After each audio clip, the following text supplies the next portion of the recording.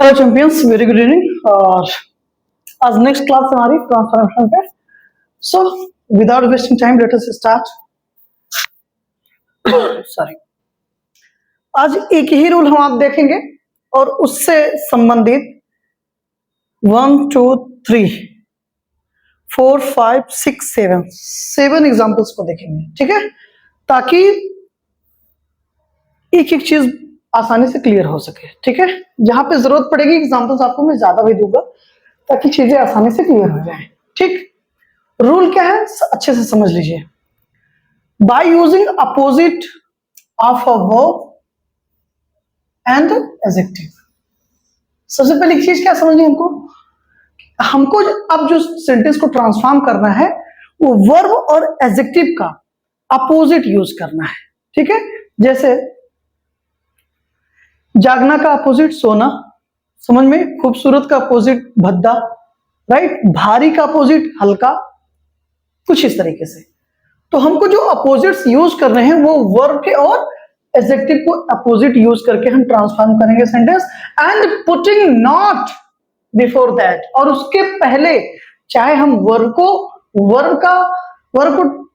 Opposite लिख रहे हैं या फिर एडजेक्टिव का अपोजिट लिख रहे हैं, उसके पहले we have to put not. हमको नॉट लिखकर सेंटेंस को नेगेटिव बनाना है। ठीक है, साथ ही ये भी ध्यान देंगे संबंधित सेंटेंस किस टेंस में है, उसी टेंस का हम हेल्पिंग वर्ब यूज करके सेंटेंस को नेगेटिव बनाएंगे, और मतलब नॉट भी यूज करेंगे एडजेक्टिव और वर्ब का अपोजिट बनाने के बाद, और जब इनका अपोजिट वर्ड हम बना लेंगे तो उसी के पहले नॉट लगा देना है। That's it.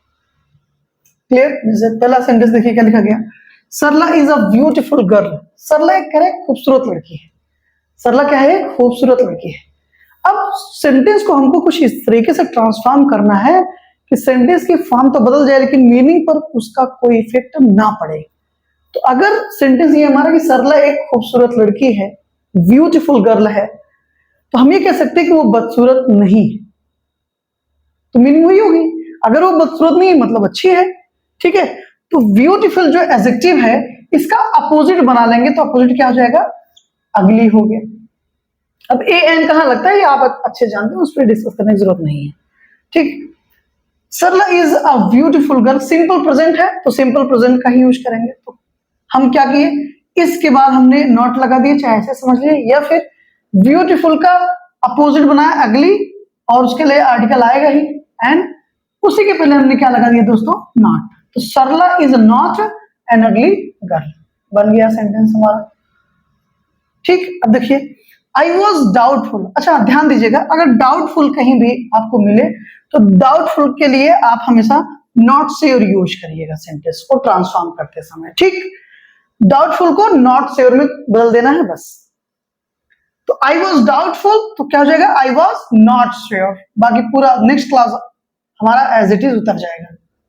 बस इतना ध्यान दीजिएगा, अगर डाउटफुल आपको कहीं मिला तो हमको ट्रांसफॉर्म करते समय डाउटफुल की जगह पे नॉट श्योर लिख देना है। That's it. I was not sure whether it was you. मुझे पता नहीं था कि ये तुम हो, राइट। और चाहे कह दो आई वॉज डाउटफुल, मुझे संदेह था कि तुम, पता नहीं था तुम, तो मीनिंग वही होगी। मैं श्योर नहीं था यानी कि मैं डाउट में था कि भाई तुम हो कि ये कोई और है, राइट। नेक्स्ट, सरला लव्स सोहन। अब यहां देखिए दोस्तों क्या आ गया? वर्ब आ गया। तो लव का अपोजिट क्या होगा? हेट होगा। सरला लव्स सोहन, सरला सोहन से प्रेम करती है, मतलब ये कि सरला सोहन से नफरत नहीं करती है, राइट। तो क्या हो जाएगा? प्रेजेंट इंडेफिनिट टेंस है तो हेल्पिंग वर्ब क्या होती है उसकी? डज होती है, आप अच्छे से जानते हैं। हेट हमारा एडजेक्टिव है, सॉरी, एक्सट्रीमली सॉरी, हेट मतलब नफरत करना। ठीक है, एडजेक्टिव नहीं वर्ब है, नफरत करना, राइट। तो यहां पर लव वर्ब का अपोजिट वर्ड हमने क्या यूज किया? हेट। ठीक है, तो Sarla does not hate Sohan. Clear? Verb और एडजेक्टिव का हमको अपोजिट बनाना है। क्या लिखा? She forgot my birthday. वो मेरा बर्थडे भूल गई। इसका मतलब ये कि उसे मेरा बर्थडे याद नहीं था। That's it. फॉरगॉट V2 यानी कि पास्ट इंडेफिनिट। हेल्पिंग वर्ब क्या होती है दोस्तों? डिड होती है, आप अच्छे से जानते हैं। तो डिड के बाद नॉट लगाइए, चाहे ये समझ लीजिए या फिर फॉरगॉट जो कि वर्ब है, राइट, उसका अपोजिट जो वर्ब होगी, मतलब भूल जाना का अपोजिट क्या होगा, याद करना। तो चाहे ये समझ लो कि हम रिमेंबर के पहले नॉट लगा रहे हैं। ओके, तो क्या जगह, she forgot my birthday, she did not remember my birthday, उसे मेरा बर्थडे याद नहीं, मतलब वो भूल गई है। मीनिंग सेम है दोस्तों, लेकिन फॉर्म चेंज, राइट। यहां पे देखिए, he accepted my request, accepted verb है ना, एक्सेप्ट का रिफ्यूज, राइट, नेगेटिव हो जाएगा, सॉरी अपोजिट वर्ड, यानी कि उसने मेरा रिक्वेस्ट एक्सेप्ट कर लिया, यानी कि मना नहीं किया मेरे रिक्वेस्ट को। तो पास्ट एंड इनडेफिनिट, तो क्या जगह, ही डिड नॉट एक्सेप्ट का अपोजिट वर्ड क्या था दोस्तों, refuse, he did not refuse my request, that's it. Rule समझ में आ गया तो बड़ी इजीली आप कर ले जाएंगे। Next sentence, the question is easy, question जो सवाल है वो क्या है, इजी है, सरल है, यानी कि डिफिकल्ट नहीं है। तो इजी यहां पर क्या है दोस्तों, एडजेक्टिव है, इसका अपोजिट क्या होता है, डिफिकल्ट होता है। तो हमने क्या लिखा ट्रांसफॉर्म करते समय, अब उसी के पहले नॉट लगा देना, दैट्स इट। रूल है मारना, by using opposite of a verb और adjective and putting not before that. हमको वर्ब और एडजेक्टिव का अपोजिट वर्ड यूज करना है, और उसके पहले यानी कि जो वर्ब या जो एडजेक्टिव का नेगेटिव हम सॉरी अपोजिट वर्ड यूज कर रहे हैं, राइट, जिस वर्ब और जिस एडजेक्टिव का अपोजिट वर्ड हम आप यूज कर रहे हैं उसी के पहले नॉट लगा देना है। जैसे इजी का अपोजिट वर्ड क्या है, डिफिकल्ट है, उसी के पहले क्या लग गया दोस्तों, नॉट लग गया, सेंटेंस ट्रांसफॉर्म हो जाएगा हमारा। The question is easy, question सरल है। The question is not difficult, question difficult नहीं है, मतलब वही है कि सरल ही है। तो फॉर्म चेंज हो गई, मीनिंग नहीं। नेक्स्ट क्या है, सही हो गया सेंटेंस हमारा, राइट। सॉरी, ये the box is heavy, box भारी है, यानी कि बॉक्स हल्का नहीं है।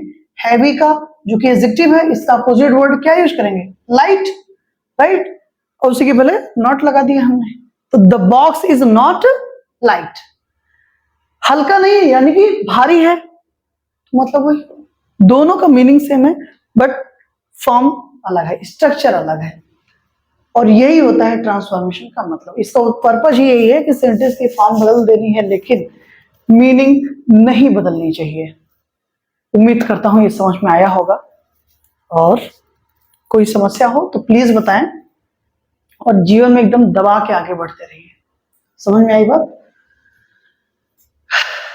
बाकी नेक्स्ट क्लास में हम आप मिलेंगे, और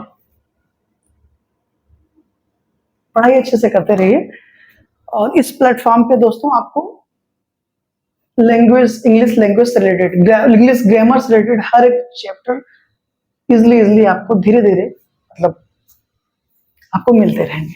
ओके, ग्रेजुअली सारी चीजें हो जाएंगी, उसके लिए आप कभी परेशान मत होइएगा, ठीक है ना। बाकी अगर कोई नया है तो चैनल को प्लीज लाइक और सब्सक्राइब जरूर करें, शेयर करें ज्यादा से ज्यादा अपने फ्रेंड सर्कल में, बच्चों के पास, ताकि वो पढ़ सके। और आप यकीन माने, जैसा ऑफलाइन में पढ़ाते हैं बताते हैं, ठीक वैसा ही ऑनलाइन भी, राइट। उसके लिए आप कभी परेशान ना हो, कोई भी क्वेश्चन हो, दुनिया का कोई क्वेश्चन हो, आपको अगर टफ लग रहा है, प्रॉब्लम लग रही है, तो you can ask, no problem at all, ठीक है। हो सकता है कि it might take some time, कुछ समय, it might take some time मतलब कुछ समय हम ले सकते हैं उस सवाल का आंसर के लिए, but I promise you will get answer, आपको आंसर मिलेगा। बट वही है ना भाई कि ask logical question and get logical answer, that's it. इतना सही निवेदन है, और कल की क्लास में हम आप मिलेंगे। थैंक यू सो मच, जय माता दी।